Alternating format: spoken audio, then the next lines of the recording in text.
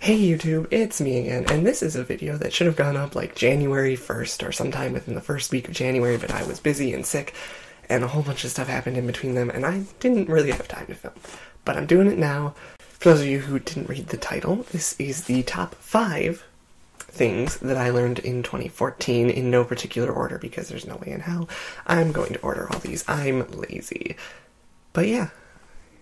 Hey, if this video serves as anything, it serves as a reminder that time is always moving, and it's cruel and awful and kind of depressing, so let's get right to it. Number 1, in no descript order, is the world is already kind of a crappy place, so just treat people nicely, you know? Like, really not that hard to do. So something I've learned basically over the course of the year is that there's always something in every single person's life, no matter how much of a hard ass they seem like they are, how much of a softie they seem like they are, or whatever. There's always at least something in their life that would break them down into nothing and make them cry and totally ruin their day. And every single person has that, or something like that in their life. So why not just be nice to people and make them feel good? You know? Just be nice. It's not that hard, and it's something I learned, you know, because I can be kind of a jerk, but, you know, who isn't? Number 2, it's okay to take time to figure out what you want to do with your life. This is especially relevant to seniors in high school. You're expected to just all of a sudden know where the fuck you're going in life. You don't have to know that, not right away. You are allowed to take however much time you need to figure out where your life is going, and don't let other people make these decisions for you, because you're going to regret it, because you didn't make the decision for yourself. I guess this ties into another thing. I don't know if I put it on this list, but it's live according to yourself, if that makes any sense at all.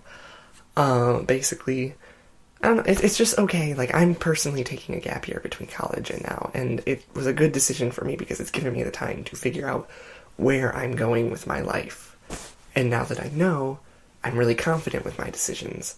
Whereas if I had just jumped into something outside of high school, I might have made an even bigger mistake, a big financial mistake too, because let's face it, college is not cheap. So really don't feel ashamed if everyone's like, oh, I'm going here and I'm going here, what are you doing? And you say, I'm taking a year or 2 or whatever to figure out where I'm going in life, because that is okay. That's allowed. And don't let anyone tell you otherwise. Alright, number 3. Numero tres. Treat yourself. And for me, this is something that took a little bit of work, because I always feel guilty spending even like $1 on myself, whereas I can like go Christmas shopping and be like, $1,000. Best friend, you deserve it. And then I look at myself, I'm just like, I don't deserve anything. So that's $1, that's expensive. But yeah, this is something that I've definitely been doing this year, and that we as people should be doing for ourselves constantly. Treat yourself, you know. You want that chocolate cake that costs $4? Get that chocolate cake. I'm talking like a slice at a restaurant, by the way, because I don't know if you can get a whole chocolate cake for $4, but if you can, take it, because that's a good deal, I'm pretty sure. Basically, just if you want something and you have the free spending money for it, get it. And don't feel guilty when people are like, why'd you get that? You don't need that. Because it's like, well, no, I don't need it, but I want it. That said, don't go overboard when you got like bills or tuition or like a car payment you gotta make. You gotta make those payments first. I'm talking like if you have like $100 set aside for yourself, you can either choose, hey, I want to save it up so I can get a Wii U, I don't know how much those cost, or you can be like, you know what, I want that chocolate cake, I'm gonna get that chocolate cake because I have that money for myself. And people can be like, whoa, I thought you wanted like a Wii U. You're like, I don't care, I want that chocolate cake. Treat yourself to what you want. Do it. I'm way too earnest. Oh my god. Number 4. Stop being embarrassed for liking things. We live in a weird society that sort of shames people, in a way, for liking the things they like. At least I've experienced this some, I'm sure everyone's experienced this some, where it's like, hey, I really like this, and other people are like, oh, why do you like this? You know? So what we need to do, and something I learned, again, these are all things that I learned for myself that I'm just kind of sharing, is to just stop being embarrassed for liking things. Like, I can look you in the eyes right now and I could be like, yeah, I like Sailor Moon. Yeah, that was an anime in the 90s that aired on like cartoon channels that was super girly, but it's super good. I like it. I enjoy it, and I'm proud that I enjoy it. And the same applies to like certain kinds of music. Like, I like a lot of alternative stuff I found, and I'm not embarrassed to be like, yeah, I like this alternative stuff.